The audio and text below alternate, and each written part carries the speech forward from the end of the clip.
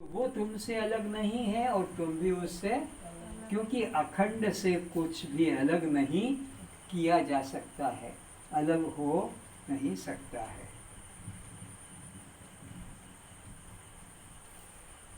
आकाश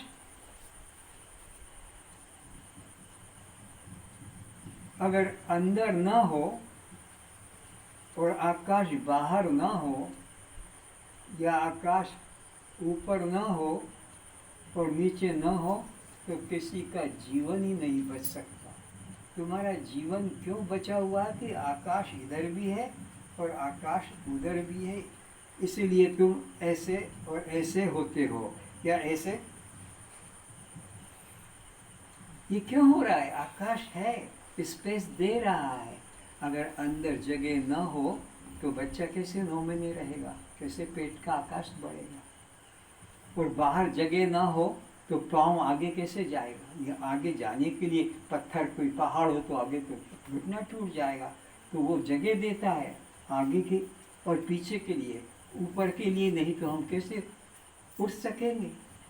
हवाई जहाज कैसे ऊपर, पक्षी कैसे उड़ सकेगा, या वो ऊपर से नीचे कैसे आ सकेगा? अगर जगह ना देगा आकाश तो वहीं का वहीं ट्रेन, वो प्लेन वहीं रुक जाएगा, नीचे गिर ही नहीं पाएगा, चांद की तरह दिखता है जैसे। तो आकाश जैसे सर्वत्र है, वैसे परमात्मा सर्वत्र है, उससे कोई भी भिन्न अलग नहीं। यह कोई नूतन वस्तु नहीं जिसकी प्राप्ति करनी है।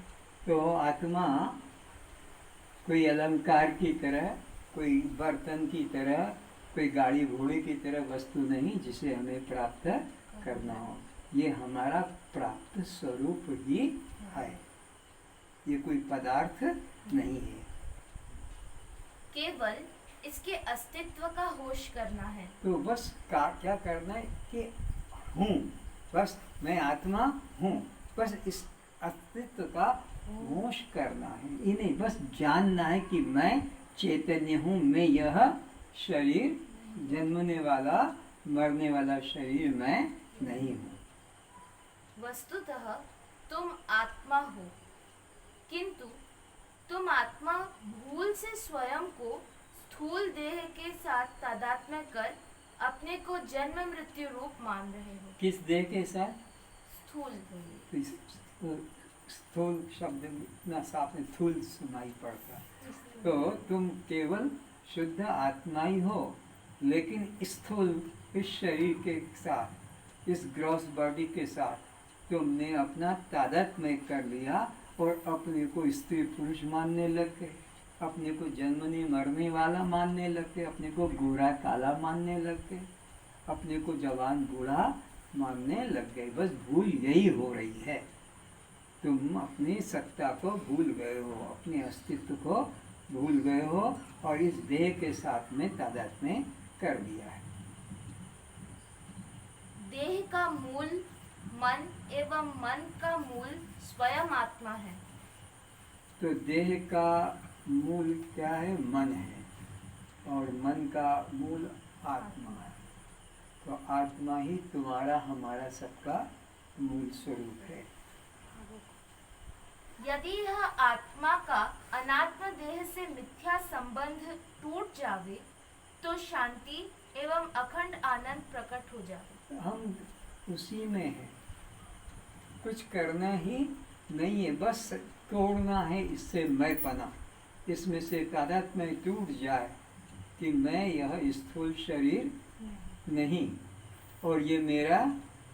अर्जुन ने यही तो पाया, सारी गीता के सार में क्या मिला कि नष्टो मोह स्मृति, बस हो गया काम।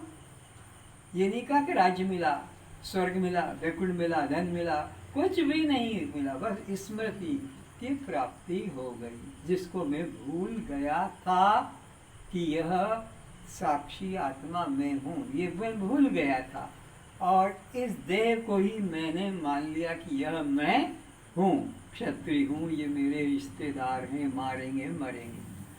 वो मेरे मन से आपकी कृपा से मिट गया, वो द्वंद्व खत्म हो गया, और जान लिया कि मैं केवल शुद्ध चैतन्य अजन्मा अविनाशी आत्मा हो। जब तक तुम अपने को एक निश्चित आकार मानोगे तब तक दुख रहेगा।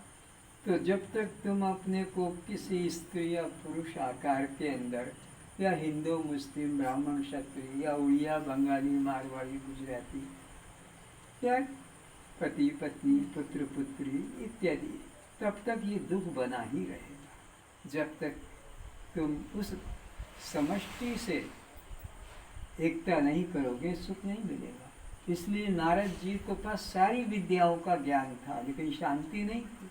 तब सनत कुमार के पास जाकर अपना अहंकार प्रकट किया कि विद्या, गारुड़ी विद्या, मंत्र विद्या, तंत्र विद्या, भूगर्भ विद्या और कितनी रिद्धि सिद्धियाँ सब आती है, सब शास्त्र पढ़े, लेकिन मेरे को शांति नहीं। तब उन्होंने क्या कहा, अरे ये तूने जितना भी बताया ये सब अल्प है, नाशवान है, क्षणिक है।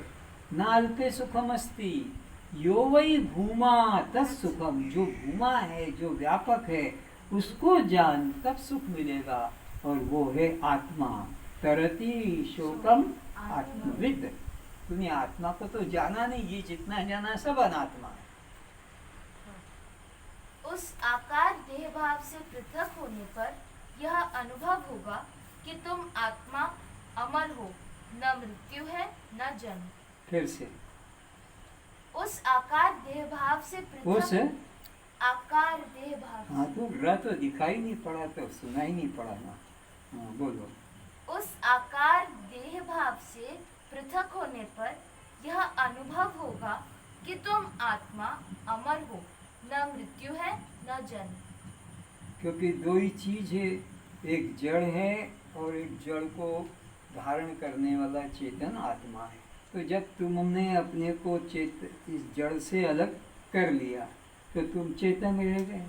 तो दो चीज है, जड़ चेतन, दृश्य दृष्टा, अनात्मा आत्मा, शव शिव, पर प्रकाश शिव प्रकाश। अगर इन दो में से तुमने एक को जान लिया तो तुम जानने वाले हो, बस रह जाओगे। जिसको जान लिया उसको अलग करो। तो जड़ को जान लिया तो जानने वाला चेतन रह गया। दृश्य को जान लिया तो देखने वाला दृष्टा अलग हो गया। शव को जान लिया तो शिव अलग रह गया। पर प्रकाश को जान लिया तो शिव प्रकाश तो तुम ही हो, शिव तो तुम ही हो, चेतन तो तुम ही हो, दृष्टा तो तुम ही हो, आत्मा तो तुम ही हो। तो अगर इससे अलग जान लिया तो तुम तो अजन्मा अविनाशी आत्मा ही रह गए। देह का ही जन्म होता है एवं देह की ही मृत्यु होती है। यदि अज्ञानी मनुष्य देह के जन्म को अपना जन्म मानता है तो उस देहाभिमानी की मृत्यु होगी। तो ये संस्कार, कुसंस्कार हमारे माँ बाप डालते हैं। हमें क्या पता हमारा जन्म मृत्यु है। अरे तू जन्मा है, ये तेरा बाप है, ये तेरी माँ है, ये भाई बहन है, तू हिंदू है, तू उड़िया है। ये इस तरह के वो संस्कार डालते हैं तो हम वैसे ही संस्कार में ढल जाते हैं। जन्म से ही अगर कोई हमको माता मदालसा की तरह मिलता कि तू दृष्टा, तू साक्षी, अजन्मा अविनाशी, तेरा कोई बाप नहीं, तेरी माँ नहीं, तू क्यों रो रहा है?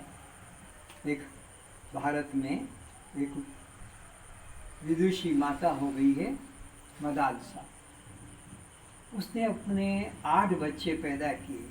तो जैसा बच्चा पैदा होता था उसको बचपन से ही वो दूध पिलाते पिलाते, घूटी देते देते, यही तू दृष्टा, तू साक्षी आत्मा, तेरा कोई बाप माँ नहीं, तू अजन्मा अविनाशी। और ऐसे उन बच्चों को 7 को सन्यासी बना के निकाल दिया। तो वो बूढ़ा कहने लगा कि देख, तू सब बच्चों को सन्यासी करके निकाल रही है, अब हम राज कब तक करेंगे? हमारा मरने का दिन आ गया, हमको अपना भी तो कल्याण करना है। अब एक बच्चे को छोड़ दे जो राज संभाले और हम अपना आत्मचिंतन करेंगे। तो उसने कहा जैसी आपकी आज्ञा। 8वें बच्चे को उसने फिर ब्रह्म ज्ञान नहीं दिया और उसके हाथ में एक तावीज बांध दिया लिख कर कुछ, और कहा कि बेटा जब कोई जीवन में अतिशय संकट पड़े तभी इसको खोलकर देखना और जो लिखा हो करना, पहले मत खोलना। और मंत्रियों को कह दिया इसको राज चलाने की विद्या, शस्त्र विद्या सब सिखाओ। वो एक्सपर्ट कर दिया, राज चलाने लगा। बूढ़े माँ बाप अपना आत्मचिंतन में लग गए। तो वो जो 7 भाई निकल गए थे पहले ही सन्यासी बन के, वो सोचने लगे कि हम तो सब सन्यासी बन गए, हमारा 8वां भाई राज में फंसा है, इसको कैसे निकाला जाए। तो अगर हम अब इसको कहें कि तू छोड़ राज, निकल हमारे साथ आ जा, तो हो सकता है वो हमको ही जेल में डाल दे, तो ये मेरा राज्य छीनने। तो वो दूसरे राजाओं से मिलकर कि आप इस राजा पर राज्य करो और इस रास्ते से करो ताकि तुम्हारी विजय होगी। ऐसे ही प्लान बनाया, दूसरे राजा को तैयार किया, वो सेना लेकर आया और चारों तरफ से घेरा डाल लिया और वो बीच में रह गया 8वां भाई। वो गिरा है नीचे और सबकी बल्लम छुरियां ऐसे बोले अभी रुको, मैं अपनी माँ की आज्ञा का पालन करता हूँ, फिर तुम्हें जो करना है करना। तो उसने काटा हाथ में से वो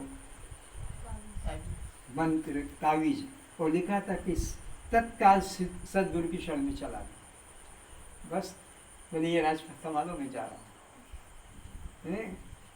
8वें भाई को भी निकाल लिया उसका। तो ऐसी माँ होती है। और हमारी माँ पिंकू टिंकू रिंकू ये शिक्षा देती है। वो माँ होती थी दृष्टा साक्षी नित्य शुद्ध बुद्ध मुक्त, ऐसे संस्कार। तो माँ बाप अगर ब्रह्म ज्ञानी होंगे तो उनके संतानों को भी ऐसे ही संस्कार देंगे। फिर माँ बाप ही बिगड़े हुए हैं, कोई शराबी है तो कोई मांसाहारी है तो कोई जुआड़ी है तो कोई दुराचारी, उनके संतान फिर वैसे ही होती है। तो माँ बाप ने ही बचपन से ही संस्कार, तू जन्मा है तू मरेगा। और अगर बचपन से ये संस्कार मिल जाते कि तू तो जन्मा साक्षी दृष्टा आत्मा है, तेरा नाम नहीं, तेरा जाति नहीं, तेरा कोई नहीं, तो ये ब्रह्म रूप होता। तो उसको मृत्यु का भय बना रहेगा। तो किसको मृत्यु का भय बना रहेगा? जो माँ बाप ने बच्चे को सिखा दिया कि तू जन्मा है तो मरने का भय बना ही रहेगा। जिसका जन्म हुआ है उसकी मृत्यु अनिवार्य है। आत्मा का न उदय होता है न अस्त, वह तो नित्य है, वही तुम हो। तो आत्मा का न जन्म है न मृत्यु है, और जिसका जन्म है उसकी मृत्यु तो निश्चित है, उसको कोई बचा नहीं सकता। कोई रास्ता है? हिरण्यकश्यप ने रास्ता निकाला था कि दिन में न मरूं, रात में न मरूं, घर में न मरूं, बाहर न मरूं, मनुष्य न मरूं, पशु से न मरूं, हाँ, अस्त्र से न मरूं, शस्त्र से न मरूं, जमीन पे न मरूं, आकाश में न मरूं। ऐसा भगवान से आशीर्वाद ले लिया, फिर बच गया। तब भी रास्ता निकल गया और मर गया। तो जन्मने वाले की मृत्यु तो निश्चित है। तो जिसको जन्म का संस्कार मिला है वो तो मरेगा ही, लेकिन आत्मा का न जन्म है न मृत्यु है। तो ये तो मरेगा, लेकिन जो अंदर है वो मरेगा नहीं। वो वही तुम्हारा स्वरूप है। ये जन्मने वाला, ये मरने वाला तुम्हारा स्वरूप, ये पिता माता तुम्हारे, ये सब शरीर के हैं, तुम इससे अलग हो। आत्मा तुम नित्य हो, कभी उससे दूर नहीं, वह कभी तुमसे अप्राप्त नहीं है। आत्मा नित्य है, शरीर अनित्य है। आत्मा अविनाशी है, शरीर विनाशी है। आत्मा चेतन है, शरीर जड़ है। आत्मा अपरिचिन्न है, शरीर परिचिन्न है। तो यह तुम्हारा आत्मा स्वरूप है, यह अनात्मा तुम्हारा स्वरूप नहीं है। केवल इस भ्रांति से मुक्त होना है। तो करना क्या है तुम्हें मुक्ति के लिए? कहीं हिमालय नहीं जाना है कि कहीं तुम्हें कैलाश नहीं जाना है, न अमरनाथ जाना है, न 4 धाम की यात्रा करना है, न षटचक्र करना है, न तुम्हें कोई ज्योति दर्शन की जरूरत है, न तुम्हें कोई ध्यान समाधि की जरूरत है, बस जरूरत है तो इस अनात्म खोल से, शरीर से मैं अलग हूँ, अजन्मा अविनाशी, बस इतना जानने की जरूरत है। आज जान लो, अभी जान लो, नहीं तो अनंत जन्म तक सड़ते रहोगे इसको मैं करते हुए।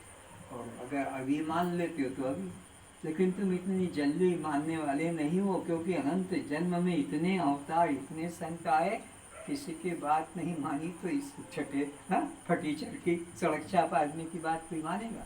कोई मानने को तैयार नहीं। राम जैसे, कृष्ण जैसे, महावीर, बुद्ध जैसे आकर सर पटक के मर गए, चले गए। केवल इस भ्रांति से मुक्त होना है कि मुझे आत्मदर्शन, आत्म साक्षात्कार, मुक्ति या परमानंद अभी प्राप्त नहीं है। इस भ्रांति से मुक्ति होना है। किस भ्रांति से? कि एक तो मैं शरीर हूँ और एक मुझे आत्मा प्राप्त नहीं हो। तो शरीर हूँ ये भ्रांति से निकलो, और आत्मा मैं स्वयं हूँ इस निष्ठा को जागृत करो। आत्मा नहीं है, आत्मा को मैं नहीं जानता हूँ, आत्मा मुझे कब मिलेगी, इस भ्रांति से मन को निकालो। जो अभी और यहाँ तुम्हारे रूप में है वह सत्य है। तो आत्मा जब अखंड है तो अखंड की परिभाषा क्या है?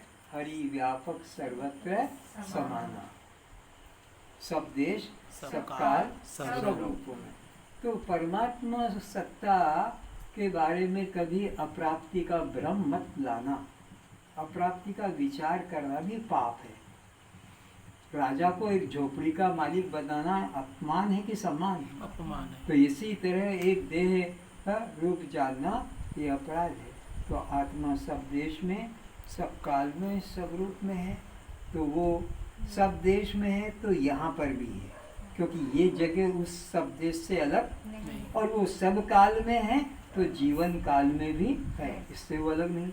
और सब रूप में है तो इस रूप से भी अलग। तो परमात्मा अखंड है तो फिर वो यहाँ भी होगा, अभी भी होगा और मेरे रूप में होगा।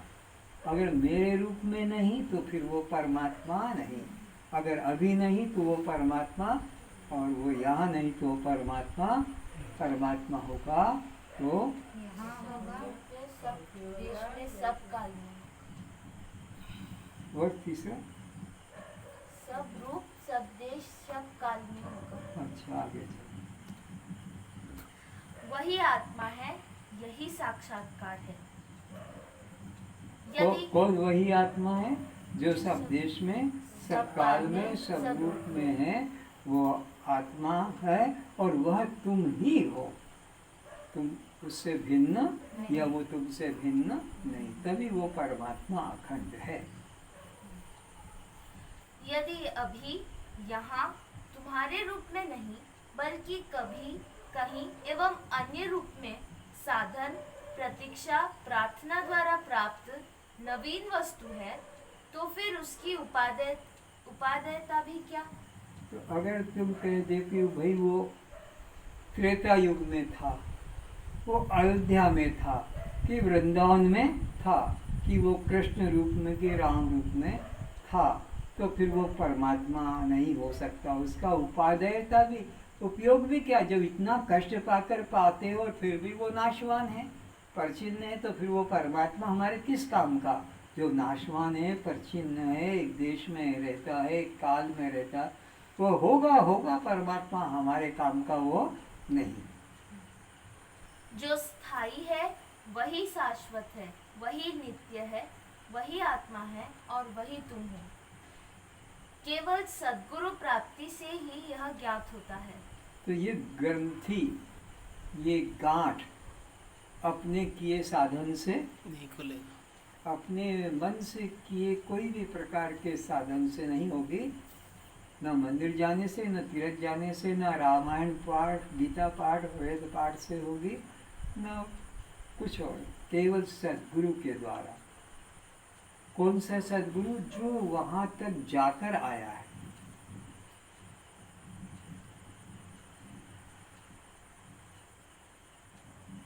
जहाँ तक परमात्मा के बारे में कहा जाता है कि सूर्य भी प्रकाशित नहीं करता, चंद्रमा भी प्रकाशित नहीं करता, बिजली तारे भी वहाँ प्रकाश नहीं करते। उस तत्व को जो पा गया है, उसका जिसको अनुभव मिल गया है, ऐसे गुरु के द्वारा ही ये काम होगा। इसलिए कहा गुरु बिना, गुरु के बिना भाव निधि करे न कोई। और कितनी शक्ति तुम्हारे पास है कि नई सृष्टि बना दो, ब्रह्मा विष्णु शंकर नई सृष्टि बना देंगे, लेकिन फिर भी उनको भी गुरु की शरण में जाना पड़ा, राम को भी कृष्ण को भी। कोई रास्ता अन्य खुलता ही नहीं बिना गुरु के। आत्मा पूर्व से प्राप्त है, किंतु अज्ञान से आवृत था। फिर से आत्मा पूर्व से प्राप्त, कैसे? पूर्व से, पूर्व पहले से। हाँ। आत्मा नित्य होने से वो सदा से प्राप्त है, वो नूतन वस्तु अभी मिलने वाली नहीं है। जैसे तुम्हारी कोरोना बीमारी, ये पूर्व से प्राप्त नहीं थी, अभी 4 महीने से सबको नचा रही है और ज़्यादा दिन नहीं रहेगी, चली जाएगी। लेकिन चेतन आत्मा सदा से है और वो सदा रहेगी। वे नूतन वस्तु नहीं आत्मा। बाकी जो भी एक देश में एक काल में घटती है वो अनित्य परछिन्न होती है। अब वही आत्मा सद्गुरु कृपा से अनावरित हो नूतन वस्तु प्राप्ति की तरह प्राप्त हुआ सा प्रतीत होने लगता है। तो जो सदा से है वह ही एक हीरा पड़ा था, उस पे मिट्टी ढकी हुई थी, हीरे में चमक ज्योति वैसी थी, पर वो मिट्टी के कारण से दिख नहीं रहा था, और वो मिट्टी हटा दी तो वो चमकने लगा। तो गुरु कोई काम करता है, वो जो आवरण था मैं के ऊपर देह भाव का, स्थूल भाव सूक्ष्म, वो गुरु हटा देता है, बस वो चमकने लगती है। कहीं बाहर से गुरु लाता नहीं आत्मा को, कि देता नहीं आत्मा को कि मुक्ति को, वो तो पहले से ही जीव का स्वभाव था। लेकिन देह भाव की मिट्टी धूल जमी थी, उसको हटा दिया, इतना। वस्तुतः यह नवीन नहीं है। जिसका उदय नहीं होता उसका अस्त भी नहीं होता। तो आत्मा कोई नई वस्तु नहीं है, ये सनातन है। सनातन पुरातन यानी जो सदा से है, तो इसका कभी अभाव नहीं होता। वह है और सदा रहेगा। यही वास्तविक मैं है, पूर्ण मैं अथवा आत्मा का साक्षात्कार है। तो यही मैं है, यही पूर्ण है, यही आत्मा है और यही तुम हो। ऐसा निश्चय ही आत्मा का साक्षात्कार कहा जाता है। ऐसा कोई क्षण नहीं जब चेतना रूप आत्मा का अस्तित्व न हो। ऐसा कोई आज तक अनंत कालों में ऐसा कोई क्षण नहीं ही जिसमें कि आत्मा न रही हो। आत्मा सदा से है, सदा रहेगी। दृष्टा आत्मा के अस्तित्व को अस्वीकार नहीं किया जा सकता है। तो ये चंद्रमा, ये सूर्य, ये नक्षत्र, ये हमारी सत्ता से है। ये राम, ये कृष्ण, ये शंकर, दुर्गा, ये हमारी सत्ता से प्रकाशित हो रहे, जगमगा रहे हैं। हम रामनवमी न मनाएं, हम जन्माष्टमी न मनाएं, हम गणेश चतुर्थी न मनाएं, हम शिवरात्रि न मनाएं, हम हनुमान जयंती न मनाएं, हम नवदुर्गा न मनाएं, तो इनकी हिम्मत नहीं जो आकर हमारे को बाध्य करे कि क्यों जी तुमने आज रामनवमी क्यों नहीं मनाई, तुमने जन्माष्टमी क्यों नहीं मनाई, तुमने शिवरात्रि क्यों नहीं मनाई, तुमने व्रत उपवास क्यों नहीं किया? उनकी सामर्थ्य क्या, उनको तो जीवन हमने दिया है, हमारी सत्ता से वो प्रकाशमान हो रहे हैं। तो हम स्वयं प्रकाश हैं, हम सर्वाधिष्ठान हैं, हमारी वजह से वो है। हमारा कभी अभाव हुआ नहीं और होगा नहीं, वो सदा से है, सदा रहेंगे। ये तो हमारे पैदा किए हुए हैं, हम ना माने तो ये हमको बाध्य नहीं कर सकते। अरे हीरे को कीमत किसने दी? हीरे ने बताई कि मेरी ये कीमत रखो। स्वर्ण की भाव बढ़ाया स्वर्ण ने कि अब दिन मेरा भाव बढ़ा दो। हम चाहे तो मिट्टी के भाव में कर दें, वो क्या बोल सकता है? हम हीरे को, कोई नहीं हीरे को कांच के भाव में कर दें। तो ये सब पर प्रकाश जड़ पदार्थ हैं, हमारी सत्ता से ये सब प्रकाशित हो रहे हैं। हमारी सत्ता से ये शव शिव जैसा हो रहा है, एक दूसरे को प्यार करते हैं, साथ साथ रहते हैं एक घर में, और वो निकल जाए तो घर से भी निकाल देते हैं इसको। जो कि साथी रहे तेरे बिना भी क्या जीना, और वो निकल जाए हवा, वो तार टूट जाए, वो जो डोरी चल रही है, तो फिर घर में से उसको बाहर कर देते।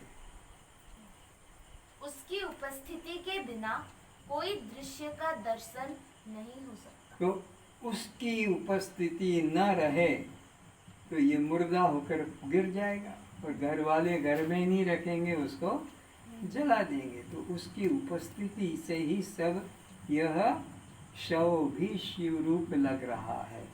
उसकी चेतना से यह जड़ भी चेतन सा लग रहा है। मन में स्फुरना भी नहीं हो सकेगी। तो मुर्दा आदमी के मन में कोई स्फुरना, स्पंदन, हलचल, क्योंकि उसकी सत्ता का अभाव है वहाँ। दृष्टा स्वयं के दर्शन में असमर्थ है। देखो, आँख सबको देखती है, पर वो आँख खुद आँख को ये हाथ से सबको पकड़ा जाता है, इस हाथ से देखो, ये पर ये हाथ से इसको नहीं पकड़ा जा सकता है। कैसे करके पकड़ने की कोशिश करो। चिमटे से सब कुछ पकड़ा जाता है, पर चिमटा खुद अपने को नहीं पकड़ सकता है। कैमरे से सबका फोटो खींचता है, पर खुद का फोटो उस फोटो में नहीं आता है। तो इस चेतन से सब कुछ तो जाना जाता है, पर ये उसी तरह ये जानने में आता है। केवल जानने वाला है, ये सबके पीछे रहता है। आगे वाले को तो तुम जान लोगे, सबको जान लोगे। ये आँख, ये कान, ये त्वचा, ये जिह्वा, नाक, ये वाणी, ये हाथ पैर, इन सबको तुम जानते हो, पर वो इन सब के पीछे खड़ा है, तो वो आगे कैसे आएगा?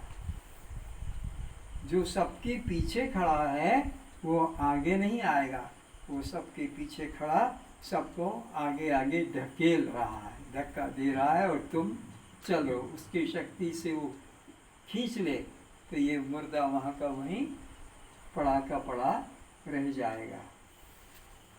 तो आत्मा को दृश्य बनाया, आत्मा को देखा, वो देखने वाला है। दर्पण बिना आंखों से स्वयं को प्रत्यक्ष न देख पाने पर क्या दृष्टा अपने अस्तित्व को इनकार करने में समर्थ है? आँख, हमारे हाथ में दर्पण है, हमने देख लिया, देख लिए कि हम हैं। अब वो दर्पण खो जाए तो क्या उसके बिना हमारा अस्तित्व नहीं रहेगा? वो दर्पण खो भी जाए, टूट भी जाए, तो हम उसके बिना भी हैं।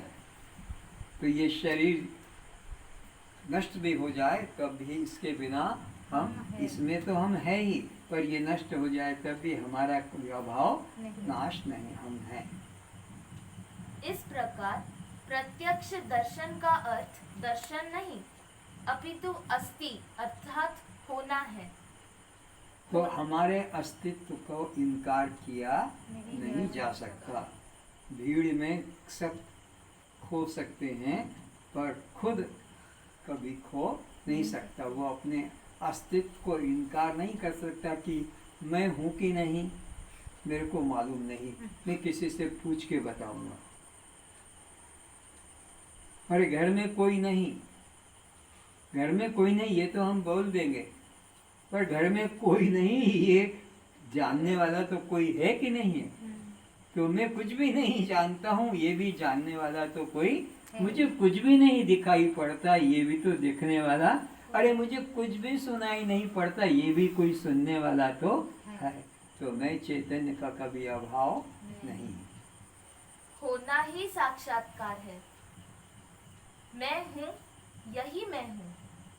I am that I am. मैं हूँ, यही शिव है।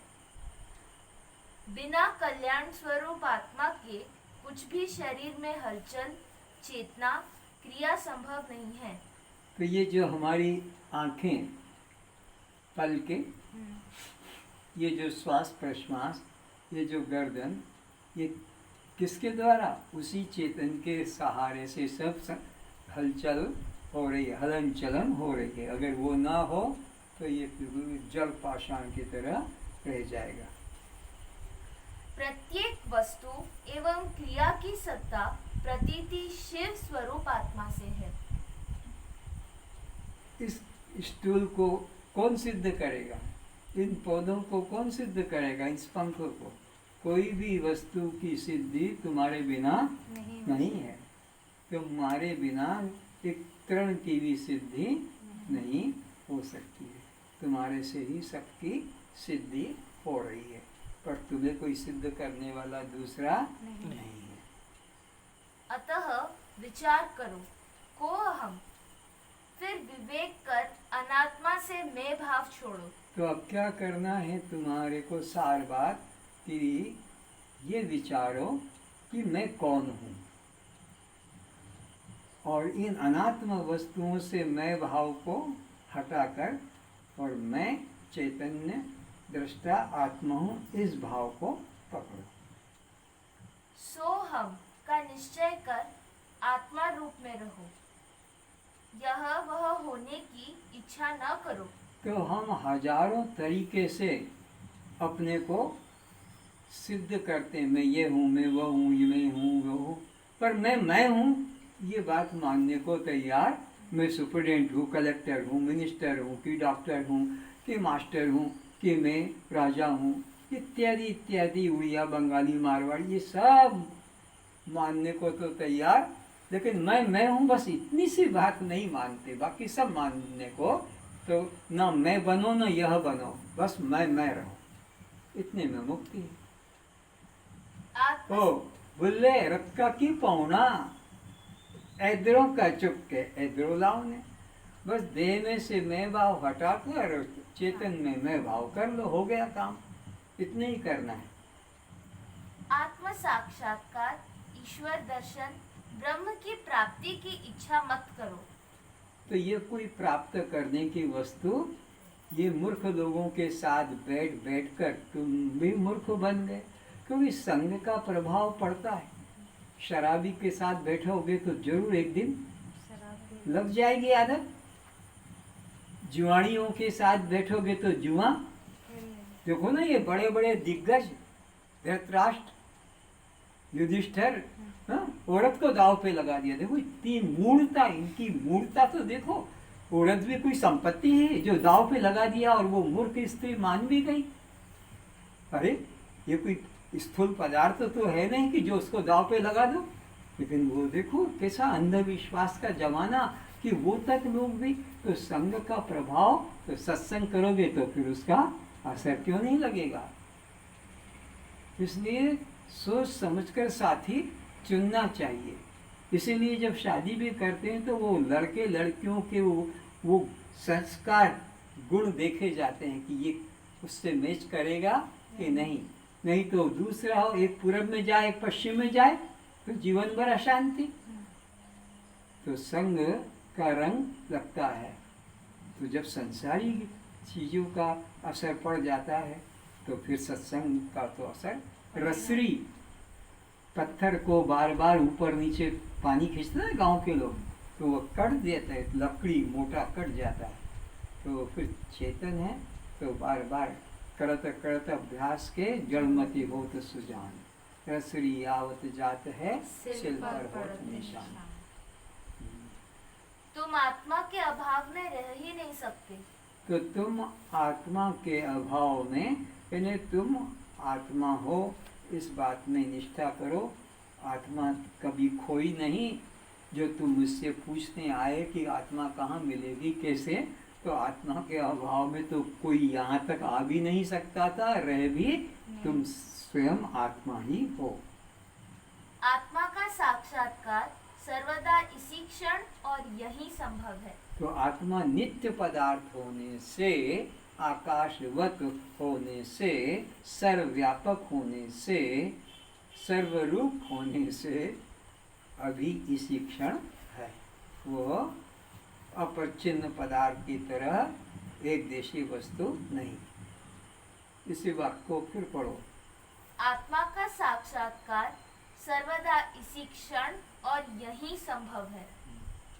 तुम्हारा यह विचार, यह भ्रांत धारणा की साक्षात्कार नहीं हुआ है, यही आत्म साक्षात्कार में बाधक है। तुम्हारा ये जो विचार चल रहा कि मुझे आत्मा कब मिलेगी, मैं आत्मा को कैसे प्राप्त करूँगा, मुझे मुक्ति कब मिलेगी, क्या साधन करूँ, कहाँ जाऊँ, ये जो विचार भ्रांत विचार है, यही तुम्हारे आत्मा होने में बाधक है। वरना आत्मा अन्य भिन्न अप्राप्त पदार्थ, पाने की चीज नहीं।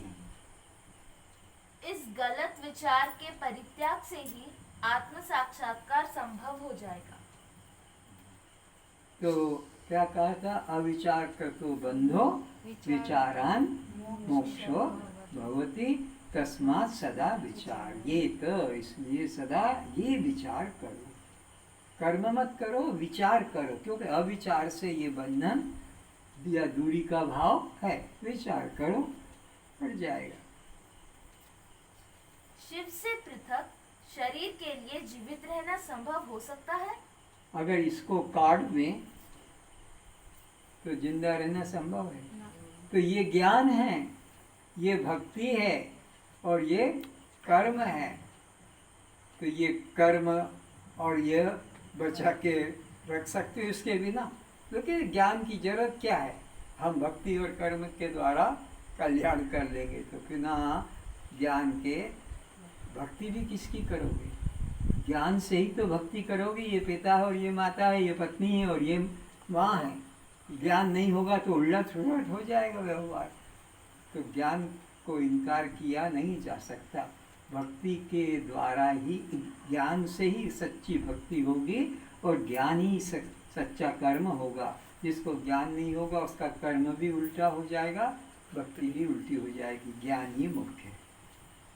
बिना आत्मा के अस्तित्व के, बिना चेतन के, बिना जीवात्मा के यह तुम्हारा शरीर एक क्षण भी नहीं रह सकता। किसी भी जीव के लिए एक भी क्षण असाक्षात्कार के हो तो साक्षात्कार का प्रश्न उठे। किसी भी जीव के लिए एक भी क्षण असाक्षात्कार का हो तो साक्षात्कार का प्रश्न उठे। तो किसी भी जीव के लिए, चाहे चोर हो, पापी हो, कैसा भी कर्मी हो, लेकिन एक क्षण के लिए भी आत्मा उससे अलग नहीं। कोई भी कर्मी हो, पापी दुराचारी क्यों न हो, तब तो प्रश्न उठे पाने का। जब आत्मा अखंड है, सर्वरूप है, सर्वत्र समान है, हरिव्यापक, तो फिर अब प्रश्न ही को नहीं उठता आत्मा पाने का। कभी एक क्षण के लिए अलग हो तब तो प्रश्न उठे, पर वो तो कभी किसी से अलग हुआ ही नहीं। आत्मा से शून्य तुम एक क्षण भी नहीं हो। आत्मा सर्वदा प्रत्यक्ष है। ऐसा कोई प्राणी नहीं जो चैतन्य न हो, कोई भी जीव ऐसा नहीं जो शिव न हो। प्रत्येक जीव शिव है, शिव ही जीव है। चाहे उसे अपने या अन्य के शिव स्वरूप का भान हो या ना हो, किंतु यहाँ एक ब्रह्म के अलावा अन्य किसी की सत्ता नहीं है। कोई भी संज्ञा प्रदान करो, शिव चेतना ही है, आत्मा ही है, तुम ही। जैसे एक स्वर्ण के हाथ का, गले का, कान का कोई भी अलंकार नाम दो, लेकिन एक स्वर्ण ही सत्य है। नाम कुछ भी दे दो, आकार बना दो, लेकिन वो स्वर्ण ही सत्य। तो यहाँ पर भी एक चैतन्य के ही अलग अलग रूप हैं। नाम कुछ भी दे दो, आकार कुछ भी दे दो, पर सब में एक चैतन्य ही है, चाहे जानो या न जानो। चेतना से शून्य क्या कोई भी है? इस प्रकार क्या कोई है जो साक्षात्कार युक्त न हो? अतः आत्म साक्षात्कार की इच्छा कभी मत करो। तो ऐसा कोई भी प्राणी नहीं जिसको आत्मा प्राप्त न हो। आत्म साक्षात्कार के बिना कोई प्राणी नहीं। इसलिए आत्म साक्षात्कार की इच्छा ही करना भूल है, बल्कि निश्चय ये रखो कि मैं स्वयं साक्षात आत्मा ही हूँ। यदि मुझे अपना होना स्व प्रत्यक्ष नहीं एवं किसी अन्य से मेरे होने का प्रमाणित करना पड़ता है, तभी शिव का साक्षात नहीं है। अगर कभी ऐसा हो कि मुझे मेरे होने का होश न हो और मैं पूछूं क्यों भाई मेरे को बता दो मैं हूँ कि नहीं, तुम बता दो मैं हूँ कि नहीं, तब तो आत्मा पाने की बात हो। लेकिन ऐसा पृथ्वी पर कोई आदमी नहीं जिसको कि अपने होने का होश, यही तो आत्मा है। अपने होने का होश होना ही आत्मा है। परंतु मैं नहीं हूँ ऐसा तो कोई मूर्ख भी नहीं कहता है। अतः शिव और मैं व शिव दो तत्व नहीं। तो जीव और ब्रह्म, ब्रह्म और जीव, ये दो तत्व नहीं, एक ही ब्रह्म के दो नाम दे दिए। जैसे दूध को ही दही कह दिया जाता है क्योंकि वो उसी का कार्य है। तो यह अंश उस ईश्वर अंशी का ही अंश है जीव, तो यह उससे अलग नहीं। शिव से तात्पर्य आनंद की मूर्ति, कल्याण की मूर्ति, आत्मा। दर्शन का अर्थ कल्पित चित्र मूर्ति के दर्शन नहीं। उन दर्शनों से तो दर्शन न होना ही उत्तम है। तो ये जो दर्शन भक्त लोग थे, मैंने भगवान को ध्यान में देखा, राम को, कृष्ण को, ये तो भ्रांति है, ये तो कल्पना है। इससे तो दर्शन न होना अच्छा है। ये दर्शन से लोग और भ्रम में फंस जाते कि मैं तो भगवान के दर्शन पा लिया, अब मेरे जैसा कौन भक्त होगा। तो वह असली दर्शन से फिर वंचित रह जाएगा। कर्म से, साधन से प्राप्त पदार्थ फसल की तरह नाशवान होता है। जैसे किसान खेत से फसल पैदा करता है और धीरे धीरे खर्च हो जाती है, ऐसे ये सिद्धियाँ से शक्ति जो प्राप्त होती है, फिर उसका उपयोग करो दिखाते दिखाते वो भी फिर खत्म हो जाता है। साधन से जो मिलेगा यत् साध्यम तत्त अनित्य, वो सब नाशवान होता है। यदि किसी नवीन वस्तु की प्राप्ति होती है तो पूर्व उसका अभाव होना निश्चित है। तो जो भी चीज़ प्राप्त करते हो नई, तो उसका मतलब वो पहले से नहीं थी, तभी तो अब नई पैदा हुई है या प्राप्ति है। पर परमात्मा ऐसी वस्तु नहीं है, वो तो सदा सदा से है। वो नई वस्तु की तरह पाने की चीज़ नहीं। जो वस्तु पूर्व में नहीं थी उसकी प्राप्ति कर ली गई तो भी वह कालांतर में जाकर नष्ट हो जाएगा। तो जो चीज़ साधन से अभी प्राप्त हुई है तो वो फिर कालांतर में नष्ट हो जाएगी। पर आत्मा तो नित्य वस्तु है और सब रूपों में प्राप्त है। इस प्रकार यदि मोक्ष को, परमात्मा को, आनंद को किसी कर्म, भक्ति, योग अथवा ज्ञान साधन द्वारा नूतन रूप से प्राप्तव्य स्थिति या लोक विशेष मानेंगे तो वह भी नाशवान ही होगा। तो जो इस साधन में लगे हैं और बड़ा घमंड है, मैं इतना प्राणों को रोक लेता हूँ, मैं इतने चक्रों तक साधन कर चुका हूँ, मैं ब्रह्म रंध्र में अपने प्राणों को रोक लेता हूँ, तो ये जितने भी साधन कर रहे हैं ये सब नाशवान हैं। किंतु मोक्ष स्थायी है, क्योंकि आत्मा यही है। मोक्ष स्थायी है क्योंकि वो नित्य है, और ये सब साधन से जो जो मिलता है सब अनित्य है। तथा वह तुम हो, क्योंकि यह अखंड है। मुझे टाइम का पता नहीं लग रहा, वो उससे को मालूम होगा कितना टाइम हो रहा है, वो देखता है ना, बता तो। 10 10 10 हो गए? अच्छा, आज इतना है।